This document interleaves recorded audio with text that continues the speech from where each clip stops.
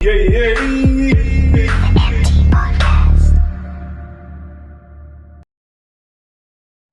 welcome to the eMpTy podcast. Myself, Buddy in the building, aka The Truth. Alongside me this evening, we have Mr. Wiley Cat DJ, the voice of reason. Yo! Gunshot. What? That's a direct response to your truth, innit? Man, I like it. That's a direct. You know what? From now on, we can never let him go. Like he has to go after you.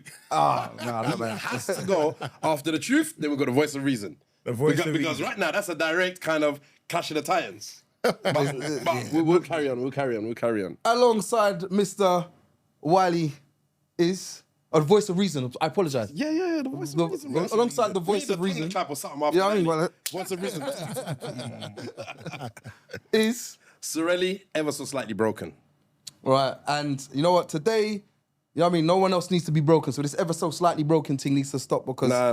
people are just rocking themselves. You know what? Watch when I run a podcast on the point to show you. Because I've actually had quite a few people ask me, why are you ever so slightly broken? I said, all right, look, we'll do a podcast about it and then you can understand why. All right. Sounds like a movement. So today we are going with the topic of show me your friends and I will tell you who you are.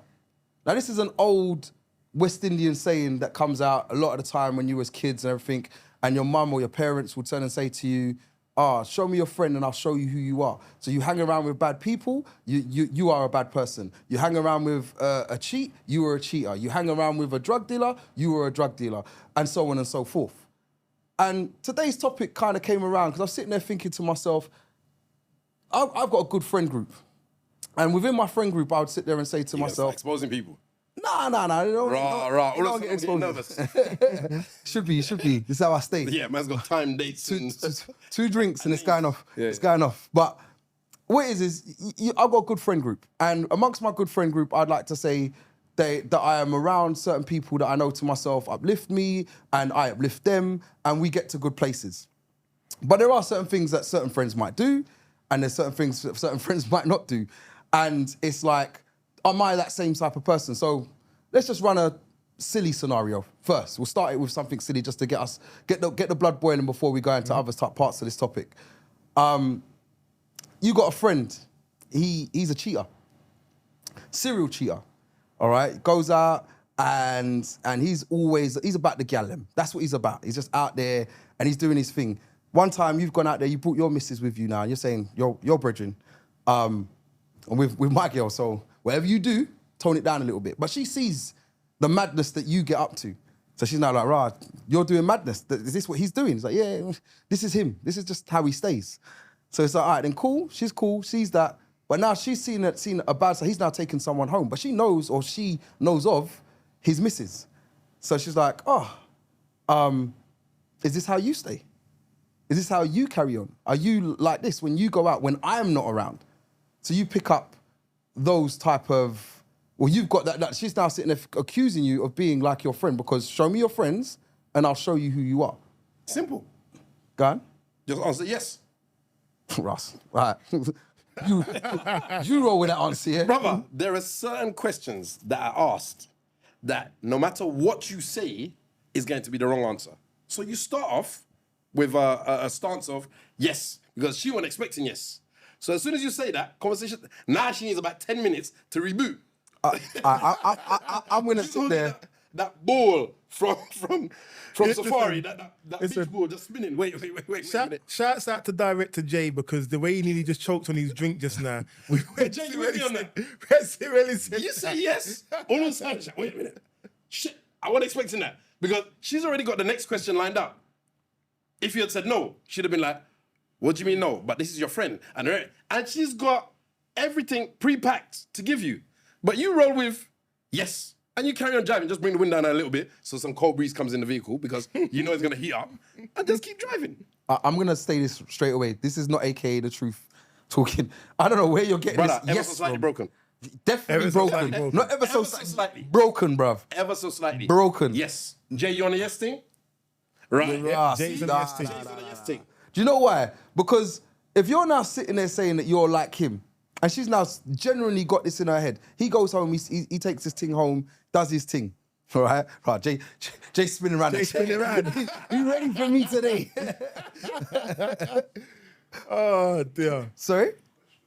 Thank you. Right, for the listeners out there, Jay is saying the question is off key. This is why Jay's my man, you know. Because from she asks you a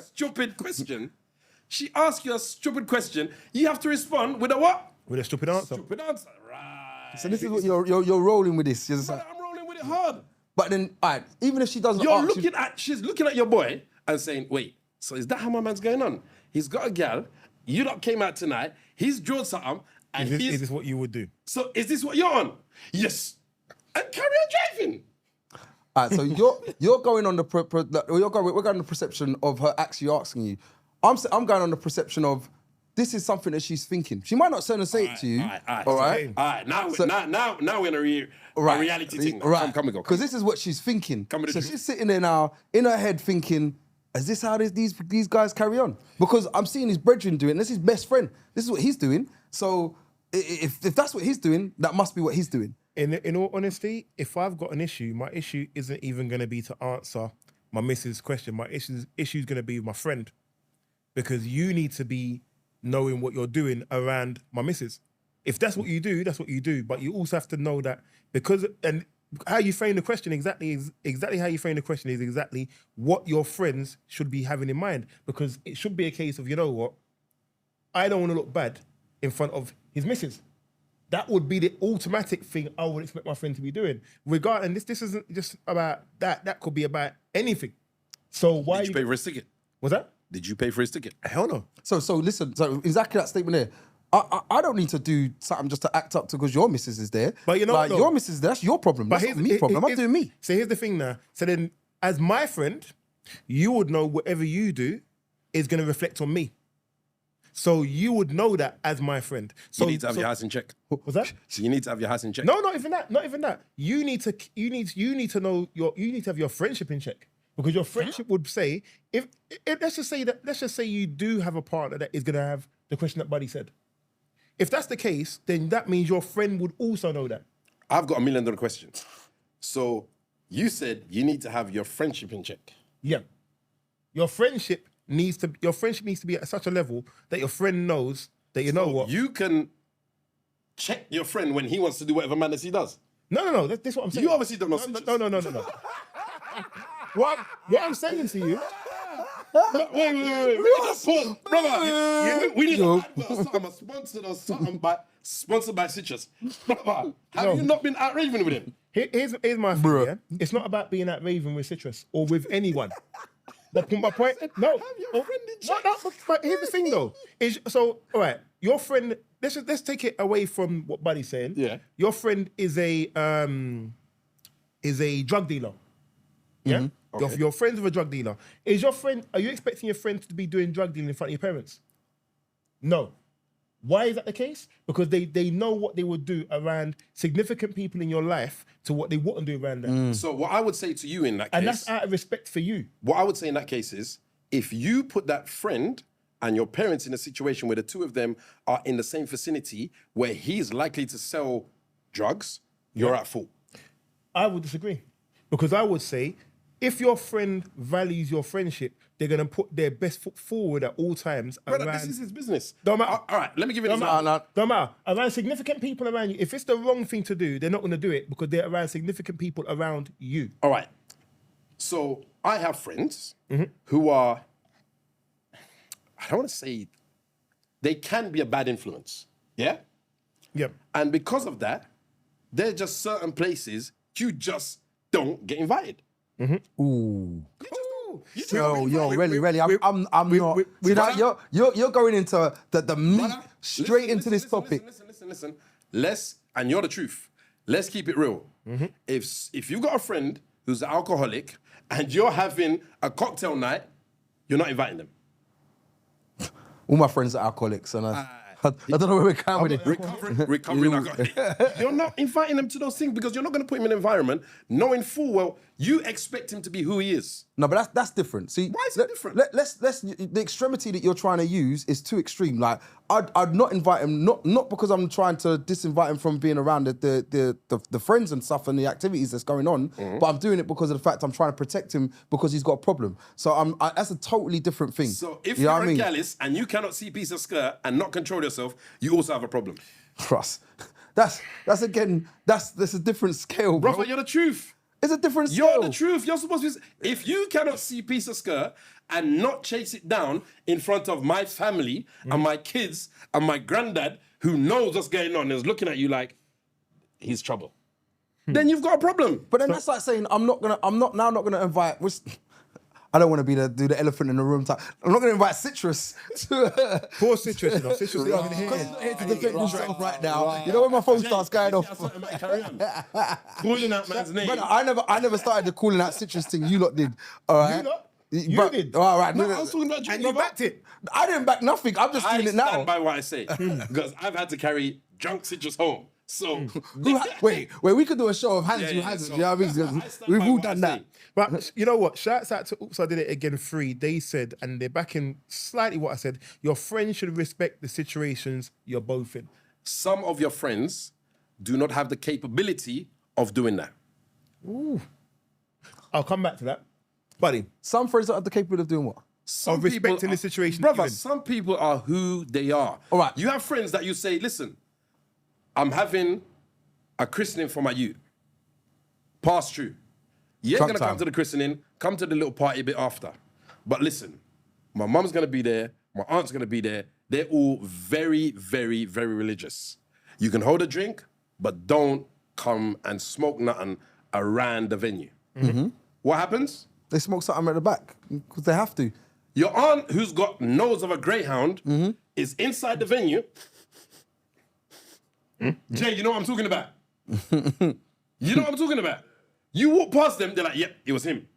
They know, and when the next day, they're like, you're bridging with the red shoes that were sharp and pointed, with Smoking. the white, all in white, Blazing the weed. was blazing weed. Now you're left to explain.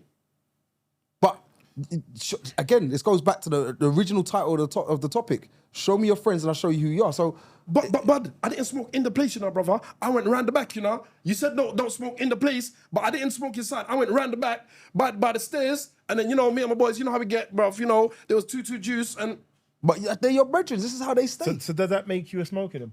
that means you don't invite them. But the thing, No. But show me your friend. show me. Go back to the whole point. Tell me who you are. Who you And- are. and- and- Right. Does that now- make now- you a smoker now? No, it's not a case of it makes you a smoker. It shows you who you are. So when you say that, Sorry, Relly. I have to pause you just before you go into that.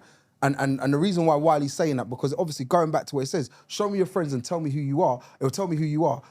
In my eyes, if I'm just, I don't know you guys. I meet one of your brethren. I meet Wiley. He's a smoker, all right. And Wiley's a smoker and he's blazing whatever else not, and he can't even keep away from the weed, even at a christening. I'm looking and thinking, I know Relly's puffed a little bit. Even if it's just a little, that's his I best think you're friend. looking at it from the wrong He angle. must have puffed a little bit. the reason why I say that is because it's not about you puffing or not puffing, or blazing or not blazing. It's about your tolerance to allow certain things to happen. So let me give it to you from a different angle. You hang around with two good friends, they're your bona fide. Both of them are damn teeth.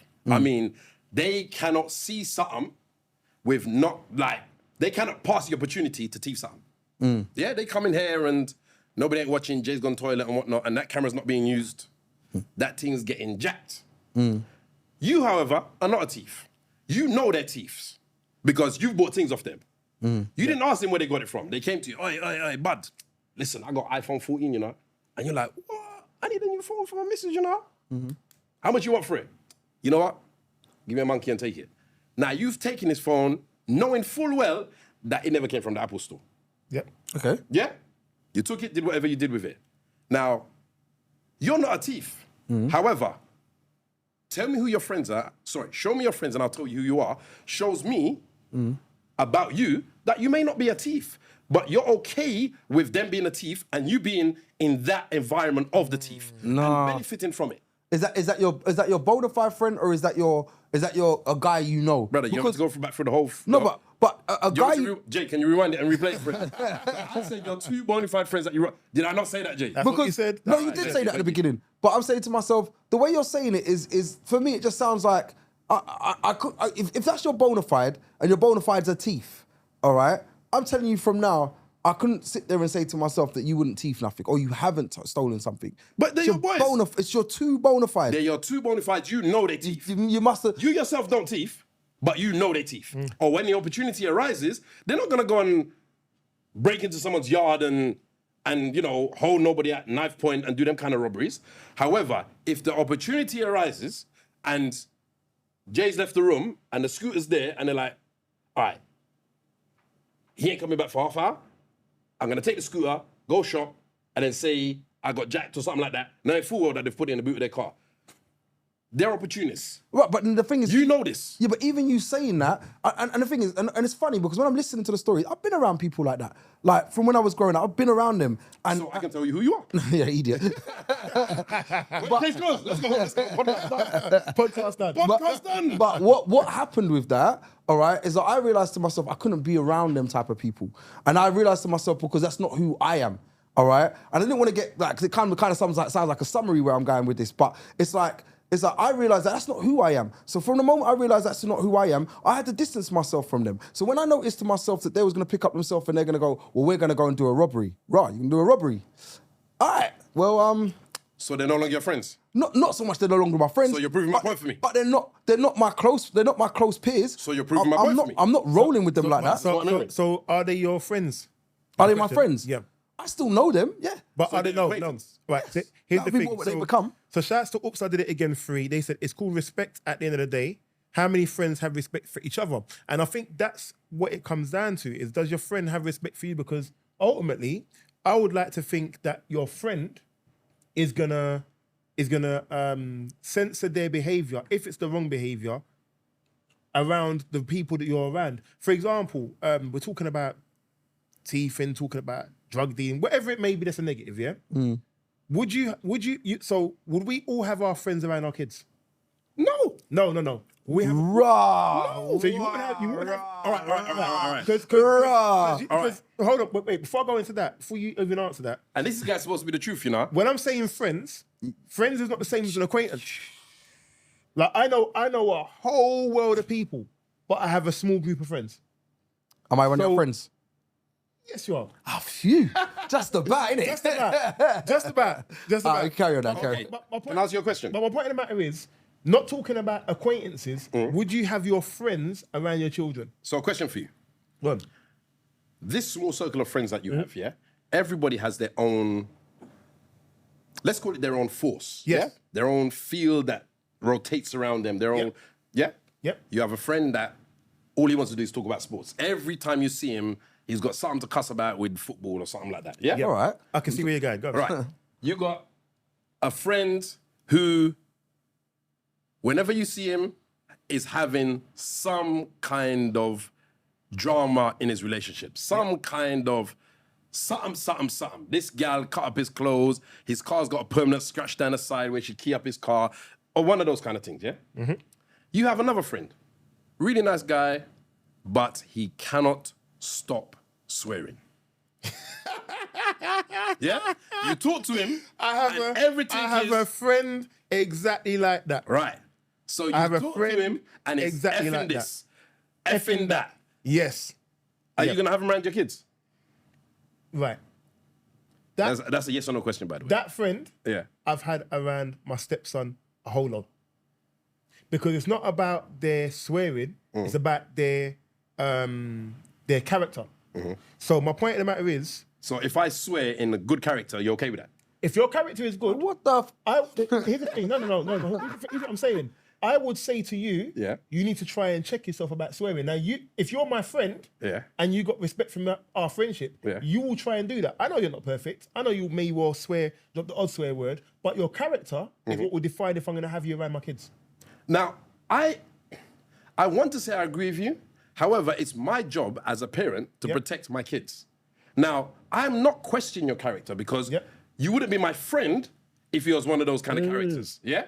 Because that's ultimately where the line cuts in it. Yeah. However, if you're one of those people that cannot curb your tongue, everything is effing this and effing that and effing this, we can still be cool, but you're not getting invited to my 3-year-old's birthday party. Because you're going to be the one in the corner that when something happens and someone drops a cake or oh, for fuck's sake. But, like I said, I actually know, I know someone.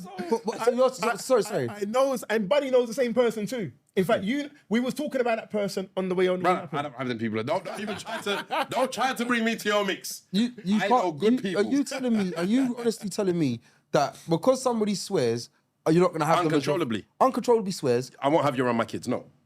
That's not fair. That's not fair. Because you know what? Listen. I don't care. It's my kids. As their father, I believe having you around them is a bad thing. Therefore, we will be friends. We will go partying. We'll go to the restaurants together. I will check you all the time.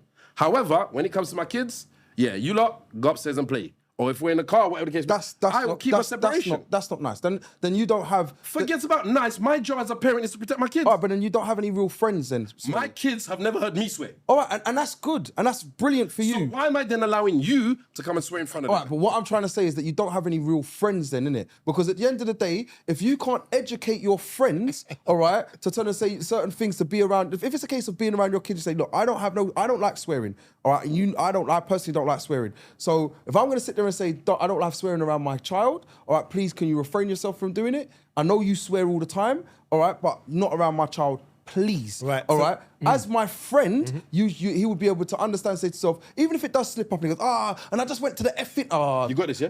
Yeah. No, Okay. and he said you still got to understand to yourself, you know, it's a mistake. He doesn't mean to do it because he understands that, you know what, we are friends and I need to respect your home and I need to respect your family. And I know as your friend that people will do that. It's the same way when you're looking at someone like, that's a thief and all the rest of it, thieves and whatever bad other habits that we've brought up into this conversation, all right, they will refrain from doing certain things, certain times to try and protect their friendship with their said friend. So, for example, they're not going to thief from your house. They might be a thief. They shouldn't be looking and saying, I'm going to thief from my brethren's yard.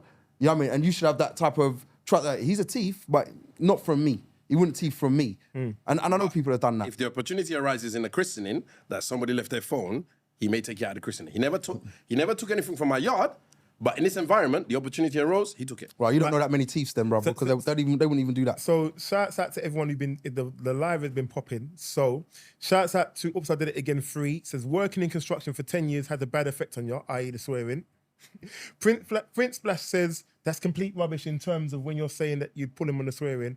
And Lily 007 says, that's your boundary. So your boundary of you saying that's how your friends will be, and that you wouldn't allow it, that's your boundary, Mark. And oops, I did it again, says, mate, your kids are going to pick you up anyway, bro, in terms of swearing. You're absolutely right with the swearing, but it's not my job to introduce it to them. And do you know what, to be very fair, I respect you for the fact that not having it around your kid, I don't want it around my child. Like, whenever we're in an environment where people are swearing, I'm always cussing whoever it is that's swearing, or I'm saying to myself, you know, my son, I'm taking my son away from it, because I don't really want him to be around it. You know what I mean? But the oops is 100% correct. There's gonna be other people that are gonna swear. It's a part of life, innit? So eventually he's gonna hear it and he's gonna pick it up. And I don't disagree with that. That's the funny thing. I understand that these things happen. I understand that kids have this on their phone. They watch any meme, it's got swear in it, some TikTok video. It's part of life. I understand that. However, it's not for me to introduce it to you, and it's not for me to bring my friends to introduce it to you. So my kids don't hear me swear in front of them. I don't swear in front of my kids. And I've got big kids in their 20s. I still don't do it. My son's actually vexed with me because, and this is his reasoning, which is quite ironic. Why don't you swear in front of me? Because there's no need for me to swear in front of you. I can express myself in other ways, with other words, that will get my point across without me swearing. Why are you so mad about me not swearing? Because as soon as you start swearing, Dad, I can swear in front of you. So do you listen to music with swear words for your children? So Yeah. if DMX is playing, would you play that and it's got the swearing, whatever in there? Would you be listening to that while your kids are there? Yeah, You would. I would. Okay. Like I said, it's a case of me not swearing in front of them. Because that's a respect that we have. Like I said, I don't know how I'd react if my son swore in front of me. I really don't. Because it's not something that happens. Now, don't get me wrong. I can understand if something happens and he's with me and something... he drops the piano on his ankle and he rolls it. And then, why are you Shout out to Citrus. Why are you laughing? I'm saying hypothetically. And he starts effing and whatnot. He's in pain and he's on the floor and I can't say nothing. You understand? But on the same note, there's no reason for us to swear in front of each other. That's just unnecessary. So for that reason, you'll drop out a friend. Let me give you a joke. You know I like to give you my little ever so slightly broken jokes. So, mum's West Indian, hardcore West Indian. She's born in the UK, but Lucian all the way to the, to the bone. I was 18, 19. At the time, I was an apprentice electrician working in a hotel in the West End. These are the days where I was blatantly being taken advantage of. I'm working in the basement of a high-end hotel, working in about 6 inches of water, freezing cold, trying to wire up some BMS panel, which is basically like a control panel that controls everything in the building, from air conditioning down to lights. Anyway, I'm in there working. My mum phones me. Now, I'm freezing cold, hands are shaking. She phones me, how you doing? Hi, Mum. Gave her the whole, yes, we're good, blah, blah. You know, you do a little small talk. Yeah. At the time, my brother used to live with me. So she goes to me, how's your brother? Oh, no, sorry. Where is your brother? Now, I'm in work mode. I'm vexed that I'm here because everyone else is gone and they've given me the shittiest job to do. So I respond, fuck knows. Woo! Then reality kicks in. I hold the phone, I freeze. Now, I'm like, do I hang up? Do I carry on talking? What do I do? My mum heart, she just toot. My heart is pounding. I can hear it in my ear. Now, I've got a dilemma. Did she hang up because she heard me swear? Did the phone cut out? What is my next move? I contemplated, I swear to God, for at least 5 minutes. What do I do next? In the end, I phoned her back. She picked up the phone. We carried on talking like nothing happened. Up until this day, my mum has never asked me about it. She never questioned me. I haven't said anything. I'm that, I can use the word, petrified that I wasn't prepared to address it. She knows, my mum's never heard me swear. She knows I was petrified. So right now, this is one of those ones where, Mum, I'm sorry. brother, whenever that time happens and my mum's very ill, whatever the case may be, or whatever, and she's on the deathbed and we get to have that last conversation, or if I'm the one on the deathbed, I will apologize for Mum, I And she's gonna go, I knew you sweared, you stupid. Brother, but honest to God, I was petrified. I didn't know what to do because she's never heard me swear. I've never sworn at her. So for that to happen, and then for me to have this moment of, what do I do? Do I phone her back and apologize? Do I phone her back and carry on like nothing happened? Or, brother, I was just... But, all right, so even saying that, all right, and thank you for sharing that, Sorelli. But again, like you've said some things like, oh, I'm not gonna be around this person, or I'm not gonna bring this person around my kids, and so on and so forth. So you sit there and say to yourself, this friend could be around my kids because he doesn't swear and he's not a thief and he's this person. This friend is X and this friend is X. So you categorize all of your friends and put them into certain sections. Is that? I mean, I'm just trying to get clarity on what you're trying to find out what category you're in. No. I haven't gone into, That's what it sounds like to me. I haven't started that yet, but that is coming. All right, but you categorize your friends. No. So all my friends have a part that they play in our friendship, in our lives. That they play in my life and I play in theirs. They're friends that I know. If I was in Slough and I got something happened to the car and I couldn't get home, and AA was messing about, whatever, that I could phone, no matter what time it is, and say, I'm in a dilemma. Can you come and get me? Can you come and tow me home? Can I use your AA? That I can phone. I also have friends that I know, if I'm in Birmingham and I phone them and say, I need you to come pick me up, they will come and do it. So, to answer your question, yeah. There are friends that are in different categories because of what they would do, how they would react to me, how they would respond. There are friends that I would phone, and this has actually happened to me.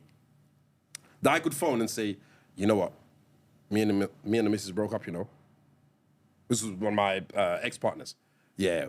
And his response to me was, what did you do? Serve you right. It weren't me. What do you say after that? He's a good friend of mine. What do you say after that? Jay, what do you say? I don't know what you say after that. Brother, this is my point. I now know that if something like that happens again, I can't phone you. Because you don't have that empathetic street to say to me, you know what, bruv, you did wrong, or maybe I didn't do wrong, because he just assumed I did wrong, but didn't have the empathy to talk to me and just let me vent or let it out before he came back with a, You deserved it. you deserve it. But the thing is, they could be the voice of reason or the truth. So on that basis, it could be very true that actually, you know what? Yeah, you're. For example, let's say you're that guy that is the guy that says we said at the start of the podcast. So it is gonna be your fault. It's not gonna be anything else other than your fault. We know it's your fault. So what did you do this time? What have you done? What have you done that you messed up something that was good for you? What have you actually done? Because we know it's you. But at that precise moment in time, I'm hurting. But here's the thing: is my point as a friend to be truthful to you, the voice of reason, or just some sort of empathy to try and make you feel good? As my friend, your role at that moment is to be whatever I need. All right, but you're saying this, and we're going into a different And category. write this down. No, but we're going. Shut up. When I phone you, I'm gonna say, what the hell? Did you need to be what I need at that time. Not what you think is right. No, but you're again, and going back to the original topic, because those are good points. But the original topic is show me your friends, and I'll show you who you are. So we're talking about friends that I now you got a swearer around you, as you've used the swearing topic. The swearer, that means that you're a swearer. It means that around your friends, you must be sitting there swearing. And it's funny because I've always said to people, if I hang around with swearers, I gravitate to swearing. I had a friend before, he used to swear in every sentence. And I was like, right, when I'm around you and I'm constantly around you, I started picking up swearing. And I don't even like swearing, but I'm like, effing this, and I effing had to get a drink, and after I effing got that, I effing, and I was like, why the F am I? Oh, like, you're still effing. I was like, I couldn't understand. Because you're easily led. And it's not even about easy led. When you're around it, no, but when you're around it. Is that what you're picking up, Mr. That's what I'm picking up. And you can see that, but when you're around it, all right, again, it's show me your friends, and I'll tell you who you are, all right? Because you're around that type of, if you're around a thief, you're saying to me, oh yeah, but then the thief will go and steal something, and then afterwards now I might purchase it off of them. So you're condoning what they're doing. So you're still a part of that same system. So I'm now saying, well, I need a new PlayStation 5. And as your brethren, they're like, what? You need a new PlayStation 5, really, yeah? 1 second, bro. Got that PlayStation 5 for you. You know I just stole it off of Jay, all right? And then all of a sudden now, I've turned up. Jay, you're getting into it. Sorry, Jay. And now I turned up, I'm giving it to you. You're like, oh, thanks, bro. You don't care the fact that I just stole it off of your So brethren. you're not a thief. However, it shows me that you condone that behavior. Right, show me your friends and I will tell you who you are. I disagree. One second, Wiley. Because there's other things. You know what I mean? Now, I'm not a smoker, innit? I've hung around smokers when I was younger from Wade. And I've got family members that smoke and so on and so forth. And I've never put one bud to my mouth, all right? And Boom. that was a little pun. I'm glad you caught it, all right? But I've never done it. And I felt to myself, you know what? I've been pushed and and said, you know what? Come on, just one toke. Just take one. Why not? You know what I mean? And it's like, no, I don't want to do it. But that's me, innit? And that's because I've decided to make a promise to myself that I wouldn't do it. But that's not everybody. And I understood that from a long time ago to realize there are some people that would turn and say to themselves, you know what? Just one toke. What's one toke? Look, I'm out with the man them. Why not just take it? One girl might have said to you, oh, you know what? Like, just smoke with me. Let's just get high. And they've gone, why not?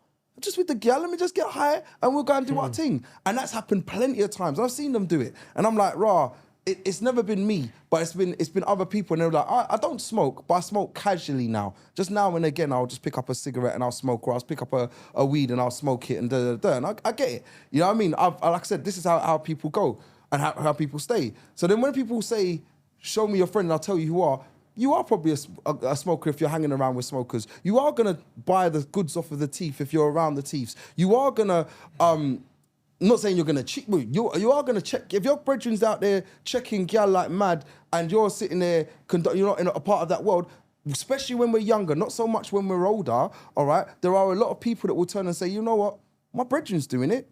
I'm gonna check that girl too. Or I'm gonna check that other girl there. To be honest, I don't think it's a case of you check the other girl. It's more a case of you'll have to wingman him. So you'll have to occupy, in your case, the butter's friend. Yeah, idiot. You'll have to keep her entertained. Now, you might not have even been interested or nothing, but to back your boy, you're gonna chat to her, you're gonna entertain her, because if you don't, she's gonna be stuck to this gal that he's trying to check. So for me, show me your friends and I'll tell you who you are is a very, very true saying. It's a very true point. Even if it's not a case of you are doing exactly what they're doing, however, you know of it, you condone it, and if you're okay with it, it shows me the person you are. See, the thing, like I said, I slightly disagree with what Buddy was saying. And I'm going to use a real example. So, Don't call names, please. No, I'm not going to call no names. Years ago... You look like you're going to call names. Not at all. Years Stop ago... saying citrus, bruv. What's wrong with you? No, I'm not calling anyone's name. Years ago, so shouts to all those who are bigging up the smokers and been talking about smokers. Years ago, I went on a trip to go and watch a football game. And I was driving a minibus on the way up there. Thing is, now the job that I do... Wait a minute. The job that I do, one, I don't smoke. I don't smoke cigarette, I don't smoke weed, I don't smoke reefer. anything. I don't smoke reefer. Okay, here we go. I don't smoke anything. Right. Now the thing is, because I don't smoke anything, and because I'm not allowed to have any sort of I'm overly sensitive when it comes to people that are smoking weed or any form of drug around me, because the job I do, if I was to be tested, I could lose my job. All right, CID. So the point I was trying to make is that when it came to the people that was around me on this trip, who were friends of mine, I said to them, you know what? Some of them was trying to smoke on the thing, and I said, you know what? Because of what I do with my job, I can't have you lot smoking around me. Now, if they didn't respect the friendship, they would have just carried on doing what they were doing. But they respected the friendship and then said, you know what? They weren't going to do the negative thing because of me. And there was about 10, 15 of them who wanted to. So my point I'm trying to make is that it comes down to the respect you have for the friendship.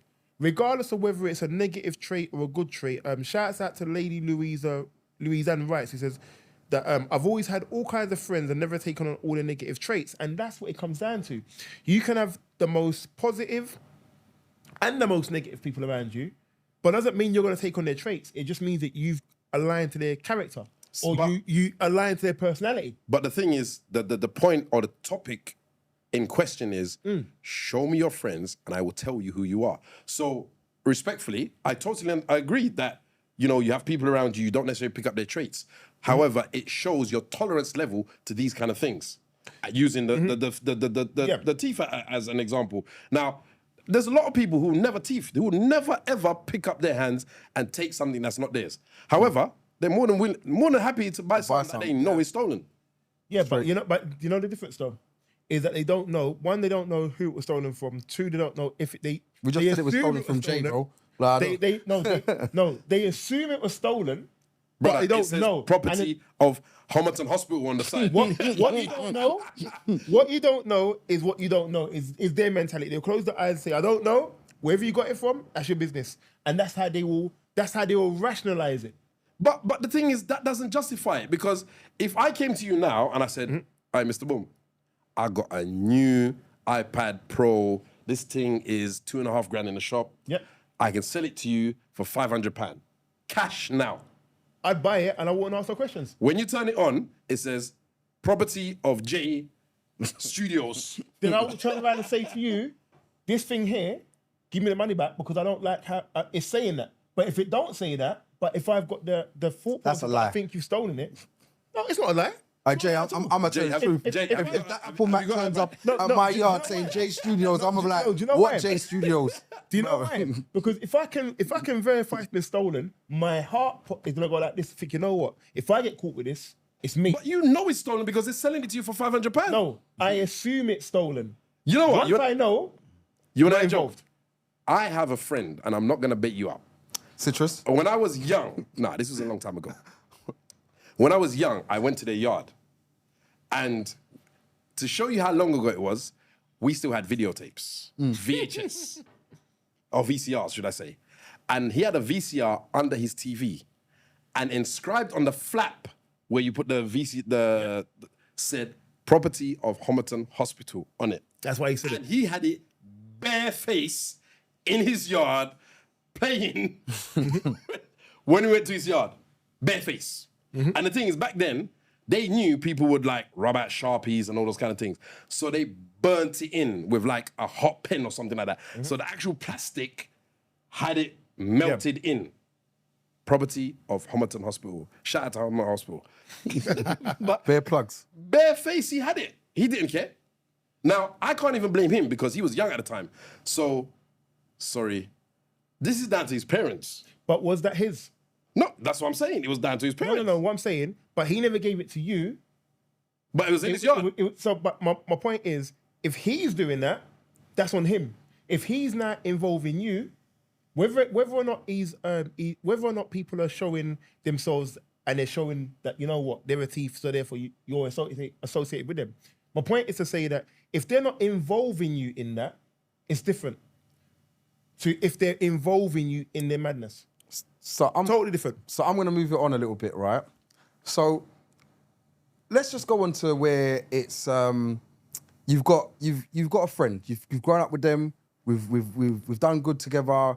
I've now improved my life, and I've gone on and I've done great things, and I'm starting to say to myself, I don't know, I'm making more money, I've bought my house, I've got a car, I'm just doing good things, and they're still, let's just go around the corner and blaze a spliff and play PlayStation and chill out. They're still there. Yep. Do you now drop them out because they're not at your level and realize to yourself, well, you know what, I've now advanced myself. I'm now going to, we've plugged Novikov enough now. We need to find another restaurant, all right? But I'm going to Novikov. Relly's. Where's it called that? Relly's restaurant. Rayleigh's. Relly's. Release. No, we can't use Rayleigh's. Go find a proper one. Go plug something else. But like, yeah, we're going to Novikov's, and I can't be now hanging around with you when you're saying you're going to Burger King. Like, you know what I mean? We're at two different levels of life right No, now. I totally disagree with you. 1 second. So I'm saying to you, do you now drop them friends out? Because again, show me your friends and I'll show you who you are. And I'm hanging. No, but I'm just putting it out there of how life What evolves. you're saying is, if I win the lottery, what day is today? Thursday. If I win the lottery tomorrow, I should dash you away. I'm not saying. Say it live so we have this recorded. Jay, press the super record button, please. No. Not the normal record. We need the super record button. I never said to drop me out. I'm But saying this to is you, what you're saying. But I'm saying to you, is that what happens? Is it a case of now you're in the millionaires club, hanging around with Bill Gates and all of them type of people up there, all right, all the football owners and all the rest of it, and now it's like a case of buddy who, like why am I chilling with buddy who doesn't even know how to tie a freaking a Windsor knot properly? You know what I mean? Like, rah, well, I'll teach you. All right, bro. So the thing is, there's multiple layers to this. First of all, if I have won or had won it in the past, you wouldn't know. I would still be here on a Thursday chatting shit with you.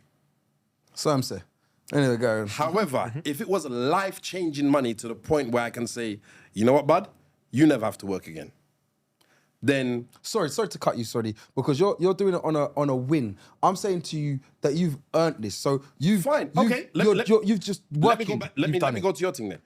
I am at a level where I can pay your salary every month, and that's nothing on my skin. Yeah, you still wouldn't know. Because me personally, I wouldn't change my life. I would still come here and fume with you that you didn't bring a drink today, and I would still bring a drink when I can afford it. I wouldn't change my life to the point to make it a noticeable change. Ross already turned up in a Lambo today. Why? We're only going to. Why is he? So you would hide it.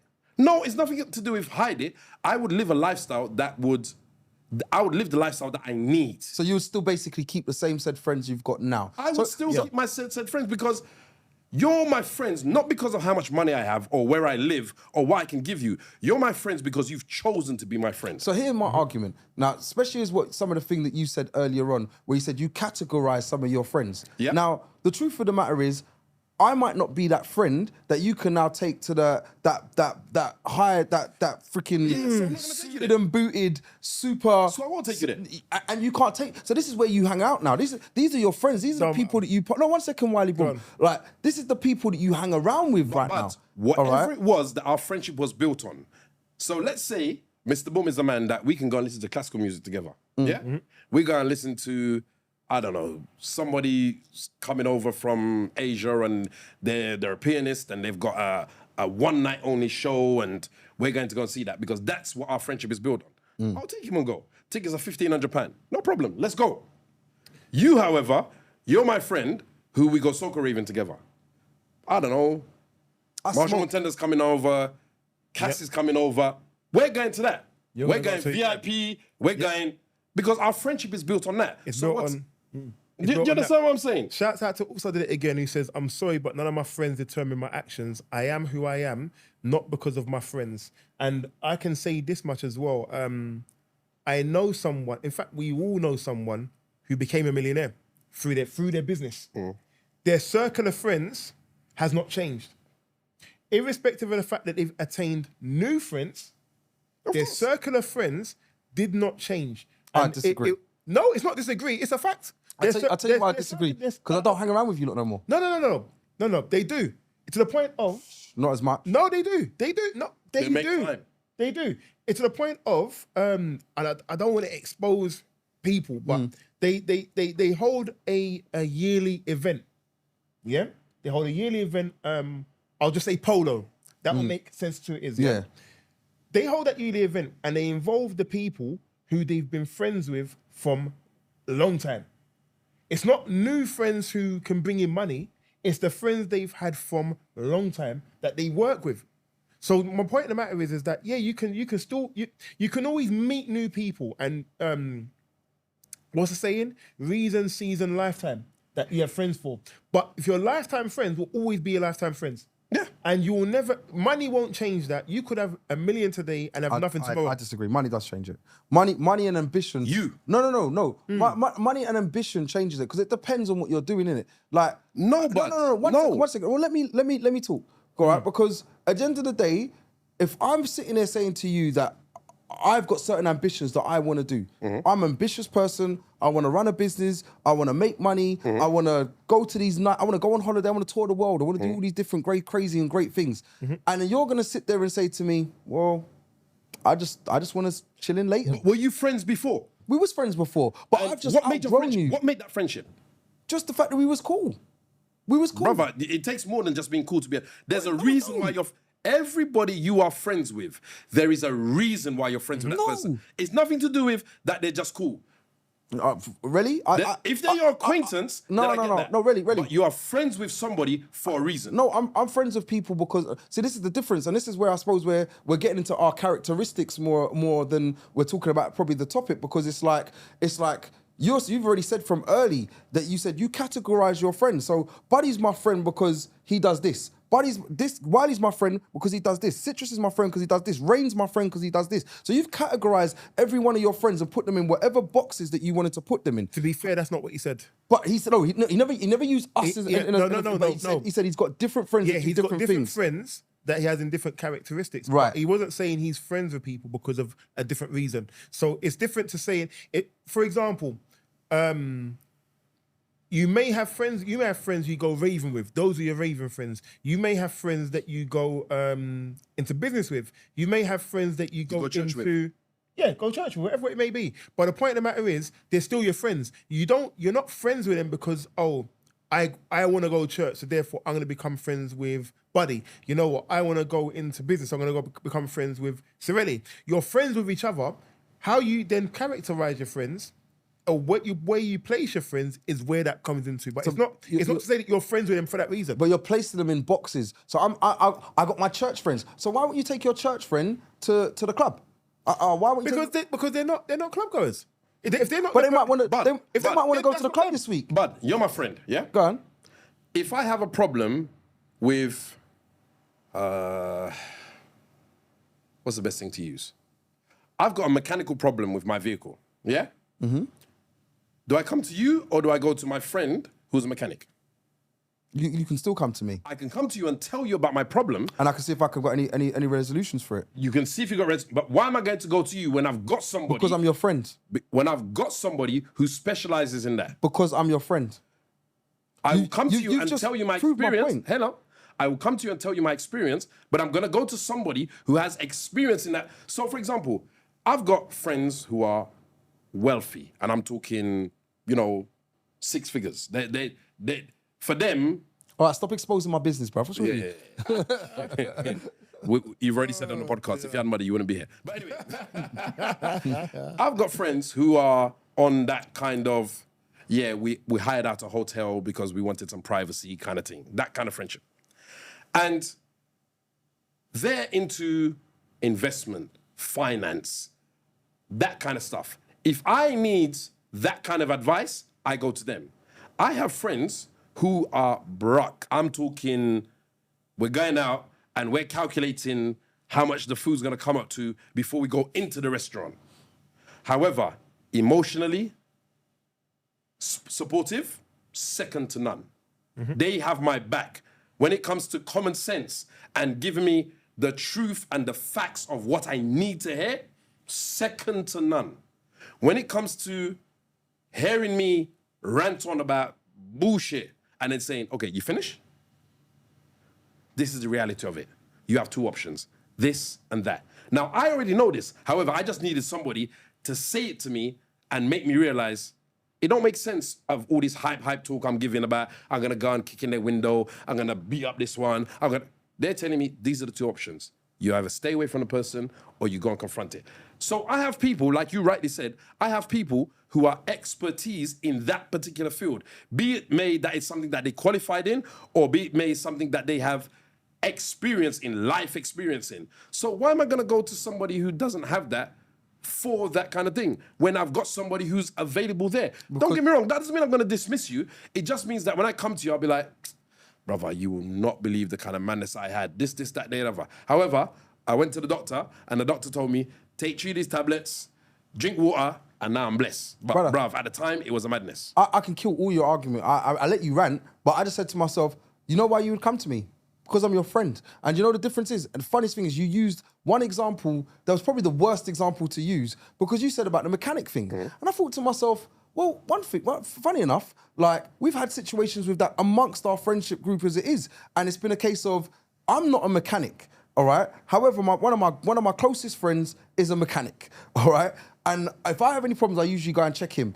And not only just that, we've everybody in the room has got a car or had a car, all right? And at this point, we've all had different problems. But you might now stumble across a problem that I've already gone through. So at this point now, you sort of say to me, oh yeah, biggest one that's gone around, which me and Citrus have gone through together, was, oh, I've got a DPF problem. I had a DPF problem. I could tell you everything about a DPF. Why? Because I went through it. I went through it for months. I told you how I've done this, I've done this, I've done this, I've done this. And then what I ended up having to do, I spoke to my mechanic. So caveat, in my statement, I said who have qualifications in it, either literally or have life experience in that field. All right. And what I'm trying to say to you, what I'm trying to say... Rerun that for him, yeah. No. But what I'm trying to say to you... You got me tonight, yeah? No. Cool. No. What I'm trying to say to you is that you sort of said to yourself, well, you're not going to check me, so you're not even going to find out the fact that I do have life experience in it, because you're going to check the mechanic. You go, well, I'm just going to tell you how my day was. Why wouldn't you check me as your friend and say to me, and the funniest thing is, we do this within our own little circle, where I would turn and say, we've obviously got the MT group, and I would sit there and I'll say, you know what, this happened. This is what's going on. And somebody of their expertise in there, either expertise or experiences, will come back and say, well, you know Wiley can help you. you know, Gary's a photographer, so he can do this, and blah blah blah. And we had that even up to this week. So I'm saying to you, putting it out there You're and just free talking plugging everything, innit? I'm giving bare people plugs today, and I'm helping people. Yeah, here's the thing though. Shouts out to Lady Louisiane Wrights, because she says real friends remain real friends, and some friends fizzle out when they've served their purpose. I still have the same friends from when I was 12 years old. As you get older, you have to compartmentalize friendships for their sanity, for your own sanity, sorry. There are friends for growth and friendships for trash talk. So everybody has got their own compartment. So it goes back to what Sorelli was saying in terms of your friendships are going to be determined upon what type of friendship you have. When you're talking about the friendships of, okay, this person can serve a purpose of, you know what, I've got a work problem, let me call this person. I've got a mechanic problem, let me call that problem. Realistically, you're going to call the expert in that field. You're not necessarily going to call your friend. As much as Buddy may be the guy who has gone through it, my first port of call is going to be, you know what, Sorelli's a mechanic. Sorelli's an electrician. Let me call it Sorelli, even though you've gone through it. And it's not a slight on your friendship. It's more to do with the fact of you're going to compartmentalize where your friends are going to go. I hear your point, but I also say to myself, as my friend, I will tell my friend. No, you will tell your friend. Will you tell that friend first? No, you're going to tell the expert first. I don't know what order it's coming in. I'm saying I'm going to tell my friend. Yeah. And I'm not gonna. What it is I'm saying to you, putting people into these categories and saying you're good for this because you do this type of work. You're good for this because you're an electrician. You're this type of good because you do removals and etc. etc. It's better that I just talk to whoever if my friend's my friend, I will talk to them. And the funniest thing is, within our circle, we will turn and say, oh, you know what? Wiley's the best person to talk to about that. This person's the best person to talk to about that. And we've done that within our own circle. So I don't sit there and think to myself, let me categorize my friends, all right? I see it, and this is what I'm saying to you, when you're saying, which my original point was when I'm saying to you that you might outgrow certain people, there might be a situation at one point where you outgrow certain people. You just don't say to yourself, well, you're at another level. So when we're talking about going to the balls and going to these red carpet things, and now all of a sudden you're getting invited, Jay-Z's giving you a call and saying, yo, are you gonna come down? I need you to do this video shoot for me, and you're on another level. I'm not saying I'm not you guys' friend no more, because you are still my friends, but am I now sitting down in the eMpTy podcast and saying, oh, let me chill with you guys? Or am I going on to the Joe Budden show and saying to myself, oh, I'm over there now because that's my caliber of people, because that's where I'm at. Like, for me, if they are your real friends and your true friends, you will make time for your friends. So I'm one of those people that believes if you're my true friend, if we used to see each other every other day, but now my life has changed, I've got responsibilities, business is booming, I've got a multi-million-pound company to run, then yeah, I might not be able to see you every other day. However, I will make that time to see you because you are my friend. Be it may we see on Zoom, be it may I say to you, listen, we need to diarize this thing now. So every other Friday, we're gonna make time, go meet up, catch up, have a drink. Now, don't get me wrong, there are people in my life at the moment, and shout out to Cliff, that were... he got plugged 2 times. This is twice. Last week he got plugged as well. Don't be jealous, don't be jealous. Jeez. Cliff is a bona fide, and I know you're going through a lot right now, brother, and I'm there for you. And So therefore, Buddy ain't a bona fide. Bro, you're hearing all this. that's what it is, isn't it? It's a little bit of jealousy, isn't it? Jealousy is A little bit of jealousy. Big up Cliff. But I'll strip it later. No, big up Cliff. Cliff, big up, say. Yeah, Cliff has got his own battles at the moment and whatnot. But he was one of those people that, in that particular time in my life, he was somebody I needed. I just didn't know that. Because there was foolishness that I would have done if he wasn't there. Yeah. Turn over table. And I would have done things that would have affected me today.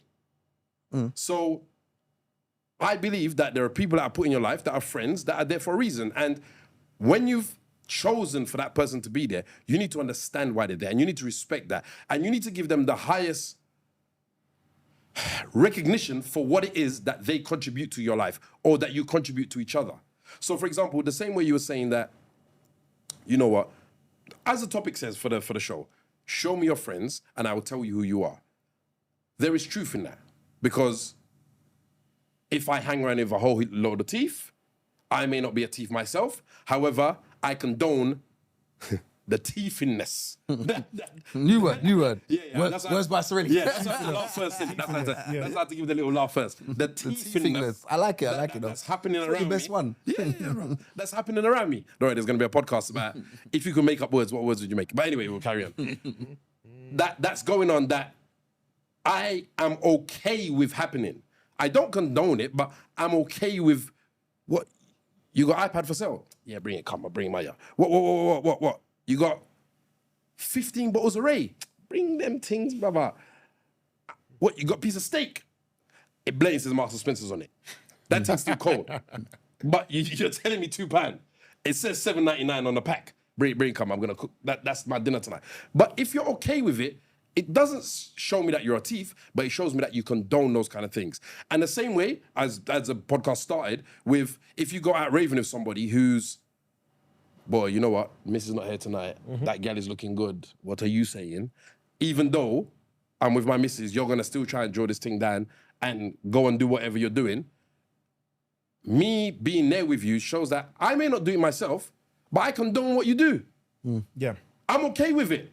And I'm comfortable with it. And I will drop you and the chick to your yard. So when the missus then turns around and says, would you do that as well? And I say, yes. It's tongue-in-cheek, but there's some kind of Truth to it. Not truth, but acceptance of what's going on to it.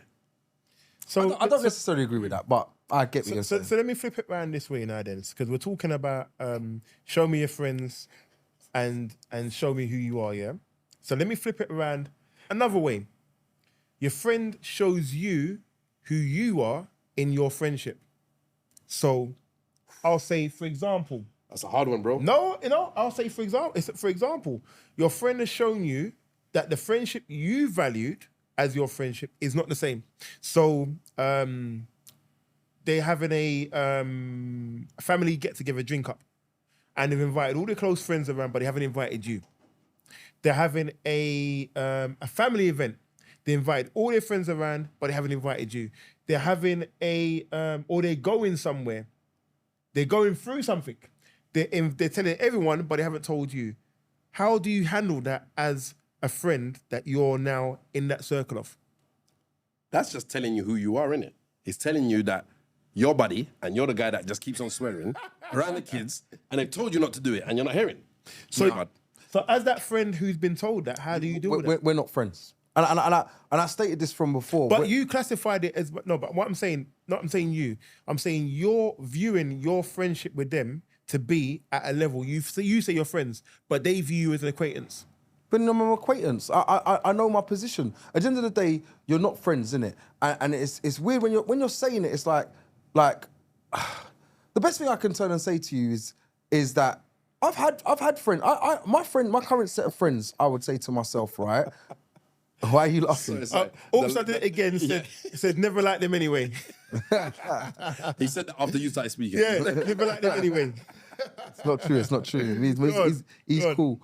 But you grow up, and that's probably less so, I suppose, when you're at the ages that we are now, all right, without exposing anyone's age, but at the ages we are now... 45. Russ. All right. I'm proud of it, 45, go on. No, but at the ages we are now, you have set friends, and these friends are set. They're just set, all right? But growing up from the age of, 16 to the age of probably about 30-ish, all right, you're developing these friendships. You're going through your journey. You're meeting people. You're seeing which characters are which. You're going through, obviously, college and so on and so forth. You're in your adolescent years where you can pick and choose who's your friend and who's not your friend. It's not because you're at school together and you have to kind of, like, I have to see this person. You're now at work, or you're at, I choose to be friends with my work guy or girl, or I don't choose to be friends with them, all right? It's my choice. Everything's my choice. I'll go home, I never have to speak to you lot again. When I leave the job, I never have to see any of you lot again. Or, because I got on with you, we are gonna be friends for life because I like you, and we get on, and we're cool. So you're at that stage now, no longer at school where I have to see this person every day because I'm at school, all right? So now they're your choices. Now, between that time, I would sit there and say that you will now pick friends according to your lifestyle and according to where your life is leading, all right? So this is where you will turn and drop out your friends. And this is where, I suppose, like the West Indian saying goes, and what the topic's about, show me your friends and I'll tell you who you are, is because I will not sit there and hang around with the people that I know have gone to jail. It's not who I am. I'm not going to hang around with the drug dealers. It's not who I am.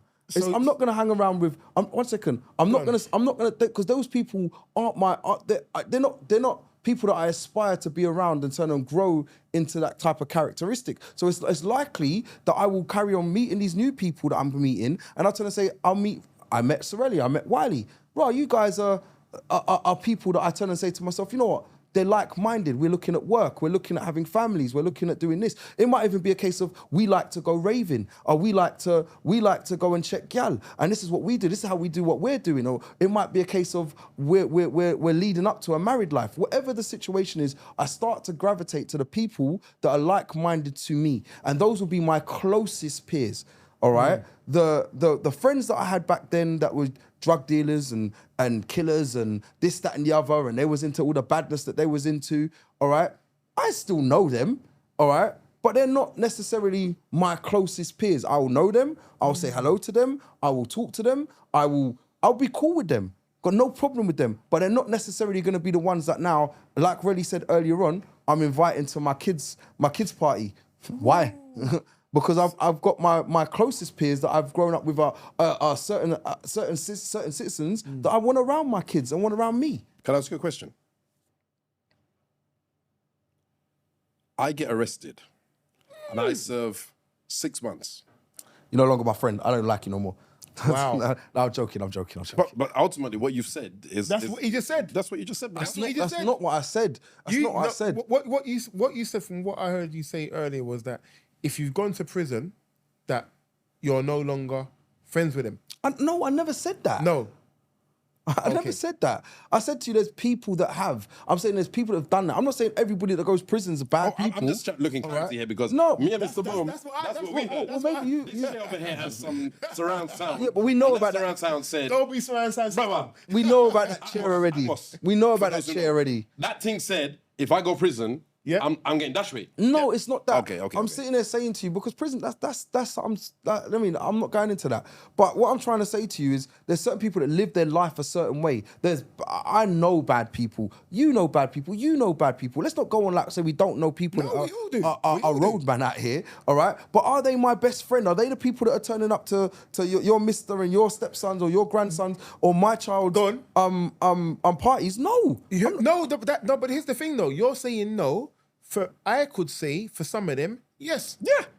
This is the thing, because the friendship is not determined upon what their behaviours and whatever their actions And you're may be. flip-flopping. Because at the start of it, that's ultimately, this is what I said. I said that if you cannot conduct yourself in a certain manner, you don't get invited. However, if you've a man who's a bad man or whatever the case may be, but you know how to conduct yourself around my family, of course you get invited. Listen, I know certain people who have done all manner of evils, all manner of things. Let's not as far as that. But my point is to say, all manner of evils, they will still be working in my mum's house. You know why? Because they know how to conduct themselves around my mum, around my family, around my children. They would not be. You need them for some protection. That's all you want them for. No, not at all. My point in the matter is that your friendship is for me. This is just for me. Your friendship is determined upon how the respect you have for me as a friend. If you can conduct yourself well enough in my mum's house, in my house, with my kids, with my grandkids, then you're free. Because as far as I'm concerned, you know how you're going to handle yourselves. Shouts out to Lady Louisiane Wrights. She says, actions and patterns never lie. This is talking about acquaintances. When people treat you like an option, it's time to say respect yourself and let go of that associations. As Nigerians say, now clap from them, they clap, enter dance, so walk away. Whoa, you need, as a West Indian, you need to kind of break that down to us right now. Nigerian, you need to translate that, That side ain't working no more, is even it? Jay's left. Everyone's sitting there like, I don't know what that's. We're all about to start clapping. Yes. But the long and short of it is to say that you would have to respect yourself to know that it's not from when you're in your best position that you're gonna be friends with people. It's from when you're in your whatever position you're gonna be in, is when you're friends with people. If you're at the top of the top, if you're at the bottom of the bottom, it don't matter. Your friendship is your friendship, and that's what it's going to be judged upon. And I think that for me. I mean, like I say, I'm lucky that I've got. I say lucky, but I'm actually in so many different spheres. Basically, I'm in my work sphere. I'm in my music sphere. I'm in my friendship sphere. I'm in so many different walks of life, and so many different things that I'm in circles of. But I've got friends in every single part of them circles, and them circles can overlap. It doesn't mean that if I'm now in one circle, you know what, I'm dashing away all my other friends. My friends are my friends are my friends, and my friends, if they're real, regardless of whatever circle they're in. I couldn't just dash away a friend because, you know what, I've now made money. No, you know what, my thing is, if I've made money, I'm bringing you up with me. I'm putting you, if I can. No, I'm putting you into a position where you know what, you can excel as well. Let's bring it. Like, you say this, right, and I don't disagree with you. 100% don't disagree with you, because at the end of the day, if I was all of a sudden making Jay-Z money, all right, I'm not bringing everybody. Everybody in the MT world is coming with me. Fact. I am fully ready to bring everybody and their children and their families. You're all coming. All right. That's a fact. That's just me. All right. What I'm trying to sit there and say to you is different. Let's take it down a notch. Let's not take it to the extremity of that type of billionaire money. All right. I'm talking about, let's just say that me and my friends, when you started off, when you're in school and that, and you've got nothing, all right, you're now starting off, and that person is we're still at school, starting off, got nothing. And you're now saying to yourself, well, I'm here. I'm now working. I've got a job. I've got a car. I've got a house. I've now got a girlfriend. I've got my family that I'm building. What are you doing? Well, I'm just here. What are you saying? You want to go smoke some weed? And I'm like, well, no, I want to go and do something productive. Or let's go out raving. Well, I can't afford to go raving. Oh, all right. Well, let's do something. Let's go on holiday. I can't afford to do that. Well, what can you afford to do? Nothing, because I don't have no money. I don't work. I don't do anything. I just chill. I'll check you when I'm in the UK. Huh? Then I'll check you when I'm in the UK. And that's cool. But this is the thing. For me, and especially a long time ago, and I'll be honest, like, I don't mind, all right?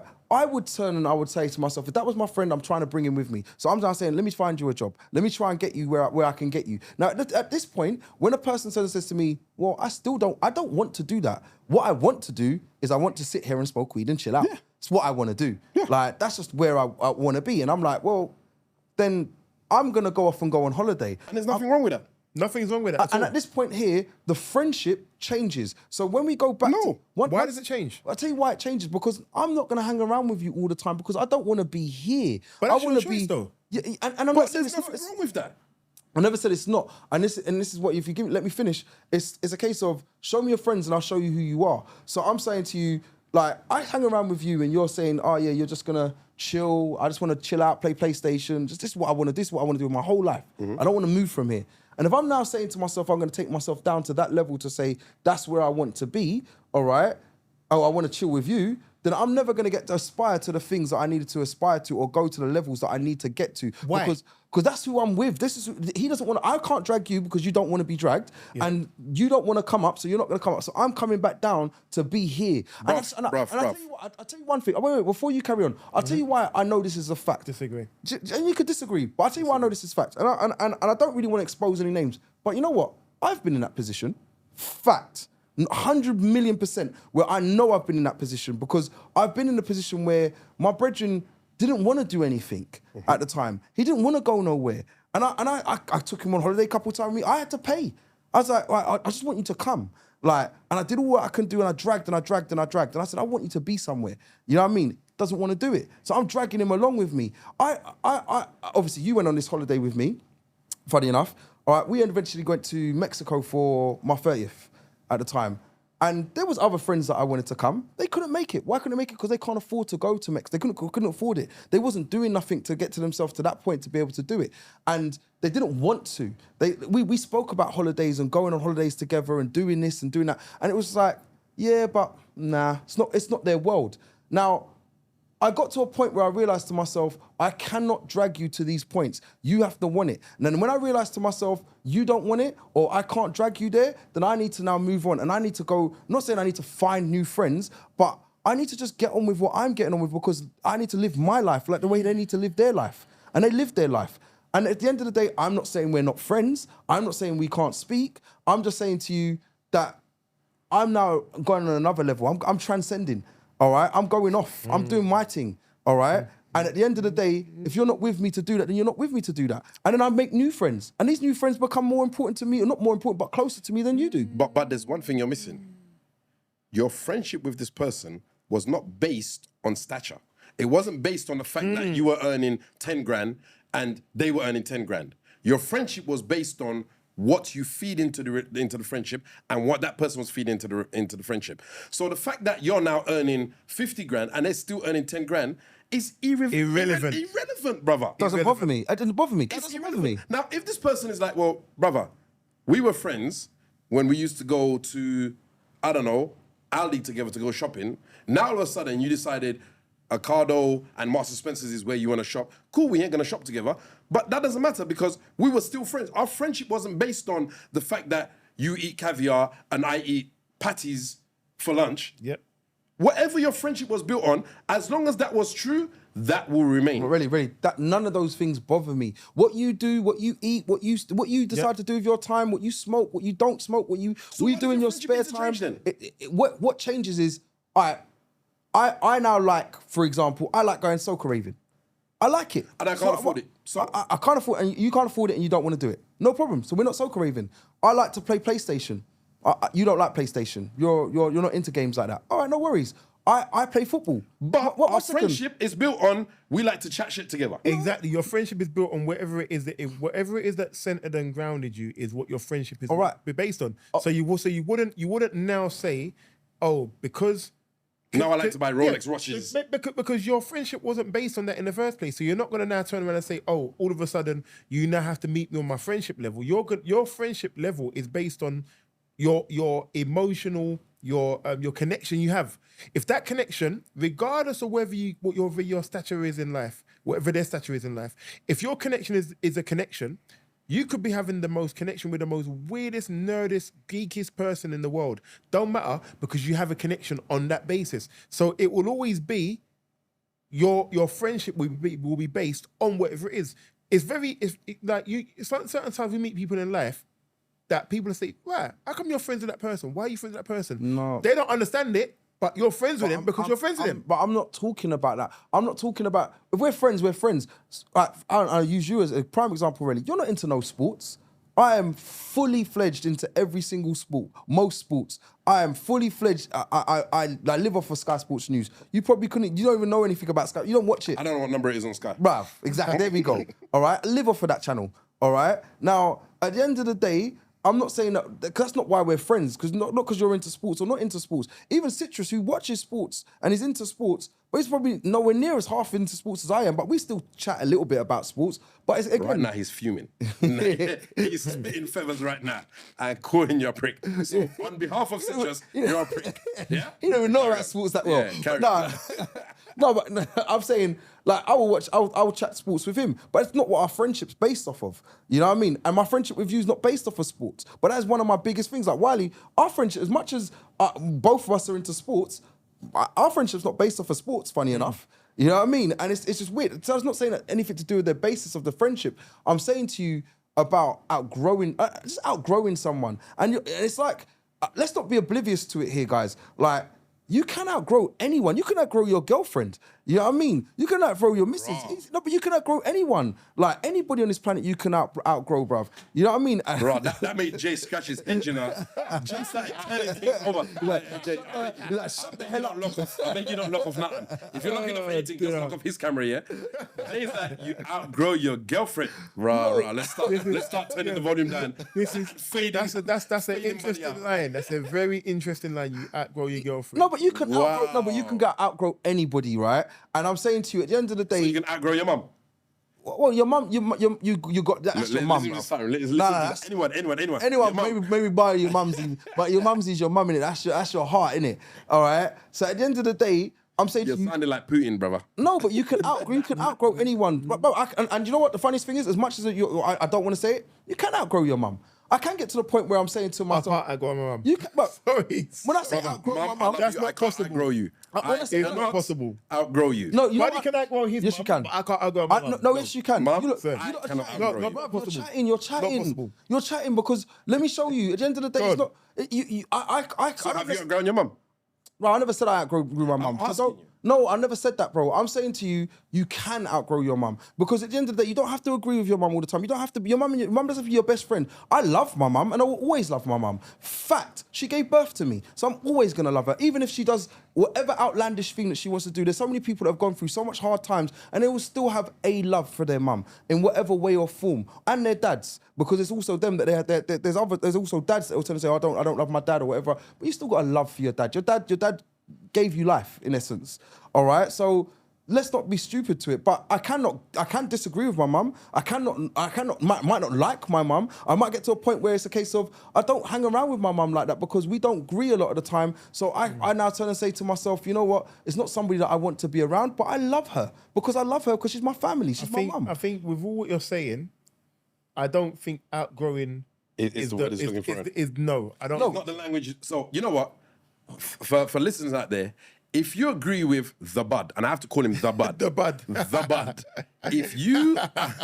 If you feel you can outgrow your mum or your parents, give them a thumbs up. If you believe that's absolute booze, give us a thumb down. Yeah. Everybody will sit there. Everybody will sit there and say, "Oh, I can't outgrow my mum," because everybody wants to be politically correct. All right, and it's fine. I understand that. And like I said to you, I was trying to say, without you trying to put words and different things inside of my mouth, I was saying to you, you can outgrow everything. You said, what, can you outgrow your... No, you said, can you outgrow your mum? You say... Jay, no, words and other things in his mouth. I beg you delete that. Sir talk a lot. Hold fire, all right?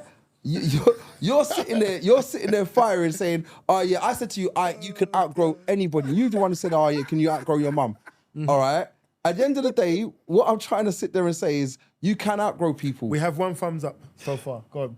You can outgrow people at the end of the day, all right? And if I outgrow my friend, or I outgrow my girlfriend, or I outgrow whoever it might be, all right? I've just outgrown you. I've now got to a point where I'm doing certain things in my life. If you're not willing to be on that same level, then you're not willing to be on that same level. You know what I mean? It's not that I dislike you for it. You're just not on the same level that I am. I'm transcending and wanting to do something, and you're sitting there saying, I don't want to do nothing. And that's not no gripe on you. It's not saying that I'm no longer cool with you. It's just saying to you that I can't take you to the levels that I'm going to and take you to the things that I'm going to. So I'm doing me. So I'm saying to you, you know what? Cool. We're still cool. Like I say, hello, how are you? How's the family? All right. But I'm doing me. And I've now met Sorelli, for example. And I'm saying, this is my guy. How comes this is your guy? Well, we get on. He's doing the same things that I'm doing. He's trying to transcend. So he's trying to get there. Does that affect your friendship to the point where you now say, I can no longer be friends with you though?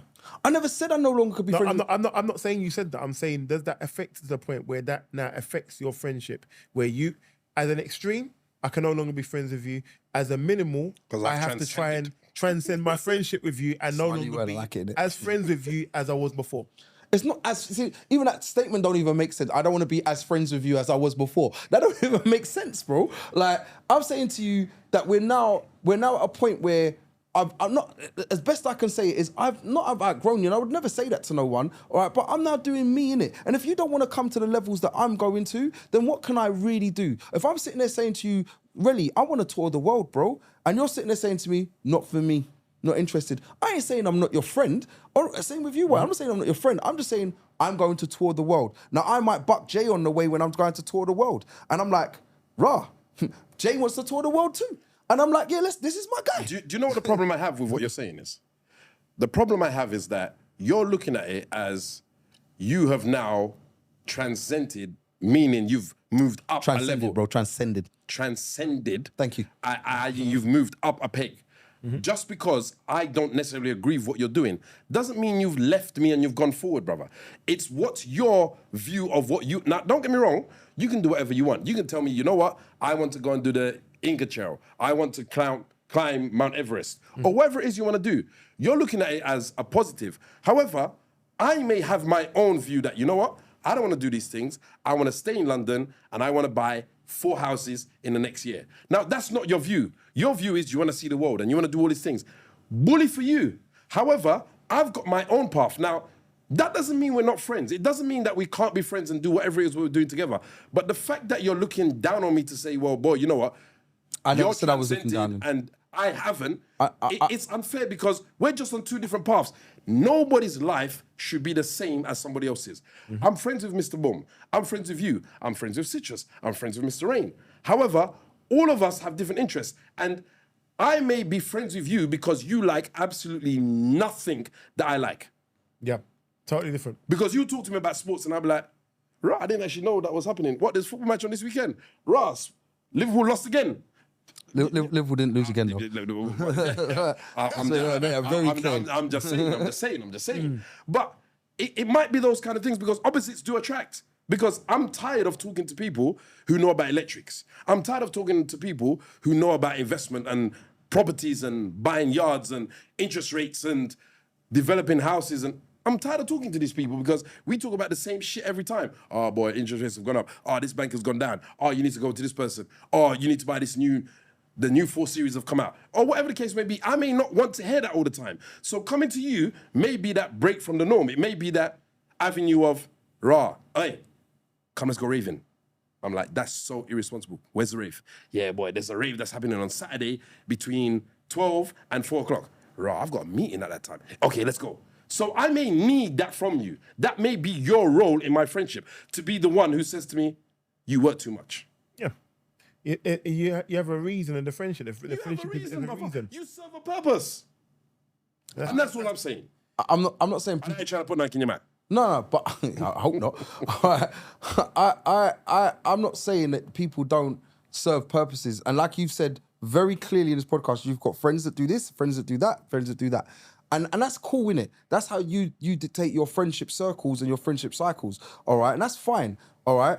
I'm saying to you that there comes a point that the same friends that you were school, probably a little bit hard for you guys, but there's certain school friends that you probably aren't even as close to or friends with like that to this day. Not no more, because you're not like that anymore. They're not saying they're not your friends. It's not saying that you won't buck them in a Hackney or you won't buck them on the street and go, oh, you know, I just saw Big J, you know, he was, yeah, that's my guy, we're cool, I'm not saying that's not your guy. You're not saying, oh, you're cool with him. I took his number and yeah, everything's blessed. But your friendship, you've gone a different path, innit? You've walked a different path. And this is what happens. When we're saying the whole point of this whole topic of this podcast was show me your friends and I'll show you who you are. Because show me your friends and I'll show you the type of characteristics that you carry. You know what I mean? The people that I hang around with today, all right, I can go through them. Everybody, near enough everybody in MT. People that are close to me as my friend, people outside of MT, talk to them, see who they are. And I guarantee you they're all a certain walk of life in this world. And I know to myself, I've seen your friends, your Cliff's getting plugged all over the place now. So I've met your friend, I've met Dalton, I've met your friends. I know what type of people they are. I've met Wiley's friends. I know Wiley's friends. You know what I mean? That's like, everybody, brother. It's not everybody, but I've met Wiley's close friends. I know Wiley's close friends. I know your close friends. I know Citrus's friends. I know you lot's close friends. And I can sit there and say, I know what type of people you are from the people that you keep. I haven't met any of your friends that you're saying and say, you know that guy there, that's Killer Badman. Killer Badman, what did he do?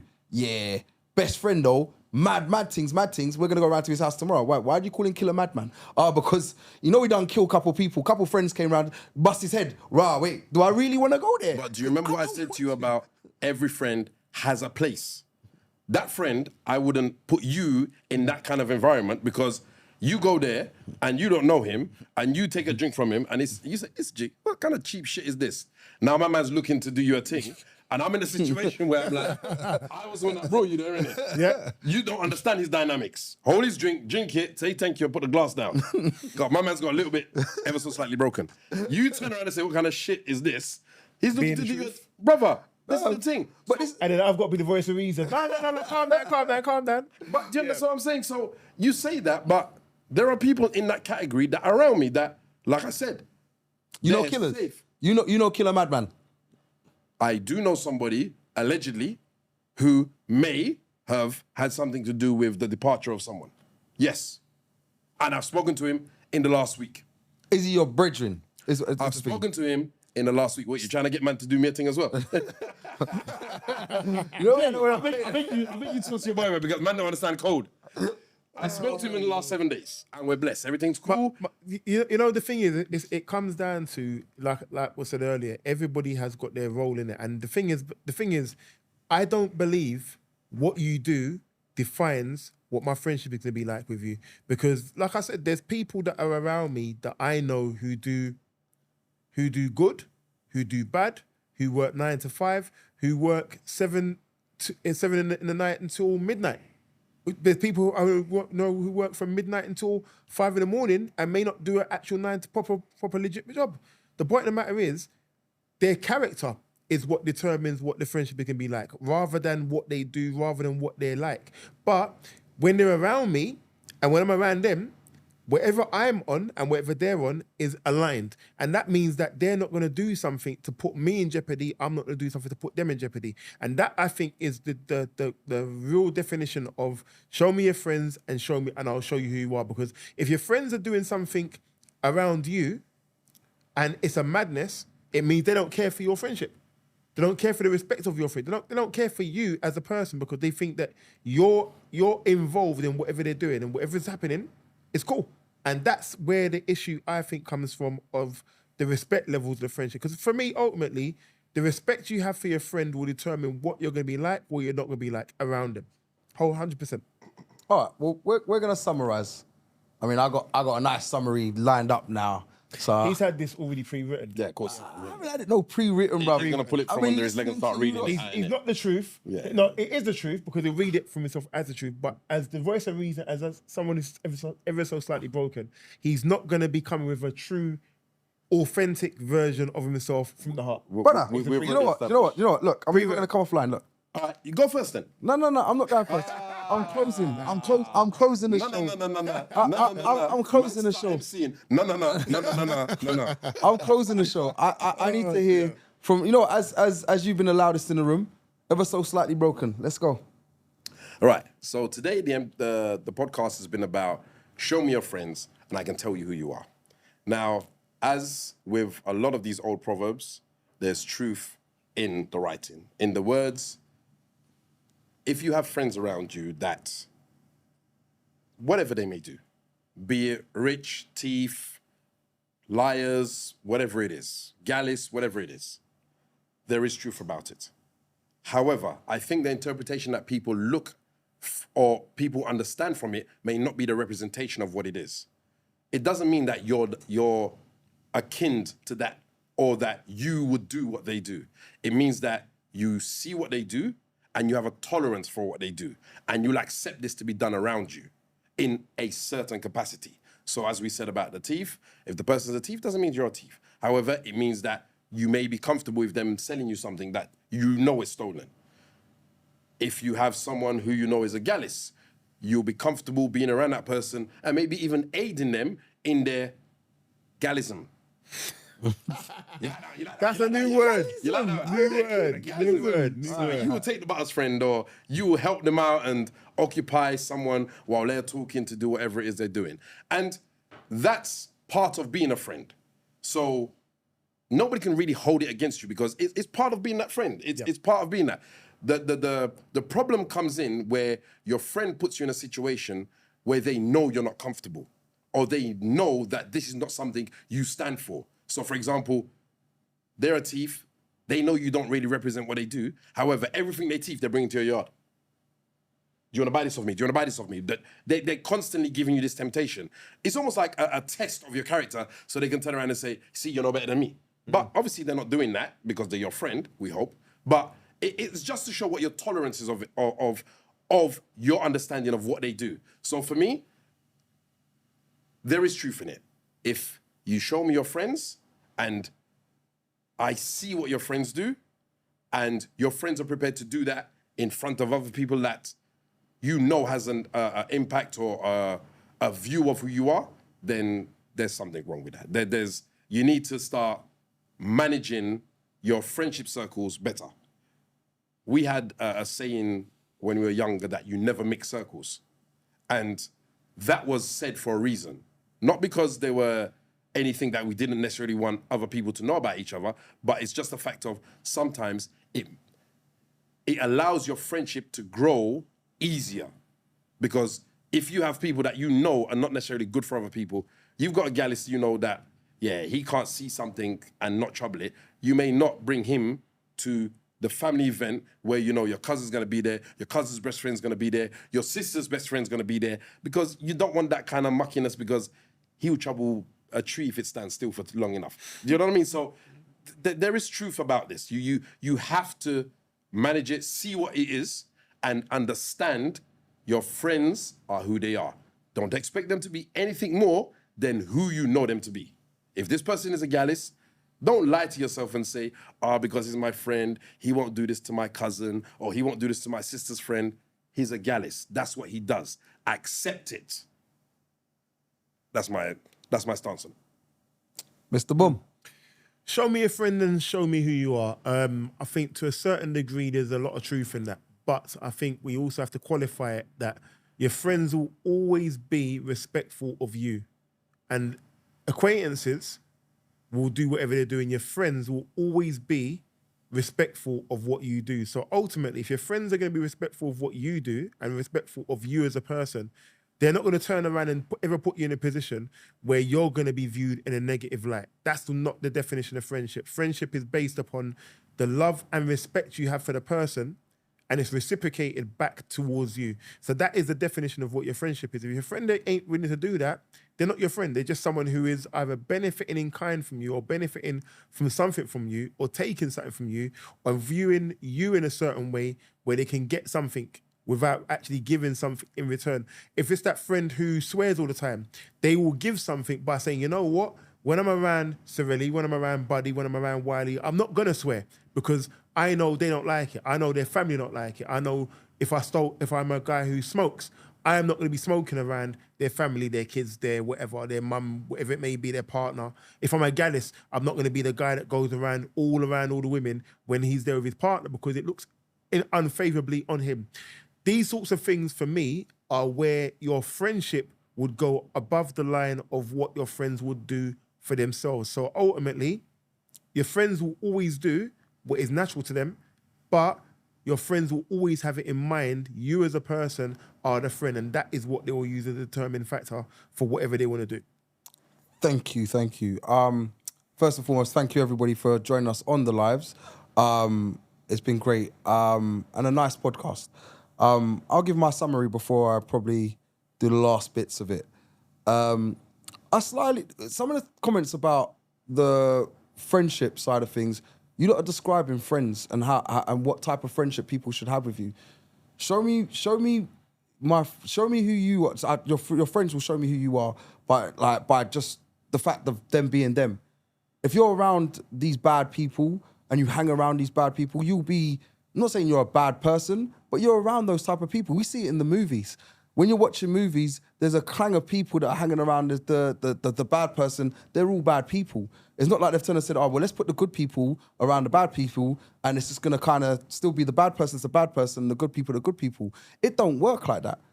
Like, it's classic to say to myself, if I'm around bad people, I'm not saying I'm gonna be a bad person, but I'm gonna be about their same life, because I'm about that same type of world. If I'm around good people, so likewise, I'm gonna be around and I'm gonna be doing those good things, because I wanna aspire to be those people. I wanna aspire to be great. I wanna aspire to be that person that's around me. So if I see my friend saying he's gonna run a business, or he's gonna do this and he's gonna do that, I see them as role models. I'm not saying my friends are my role models. I'm saying to you, you see them as role models. Say to yourself, well, I want to aspire to be that. My brethren's going out and he's popping bottles at clubs. I can't afford to do that. How do I afford to do that? He went and got a job in Sainsbury's. You know what? I'm going to go get a job.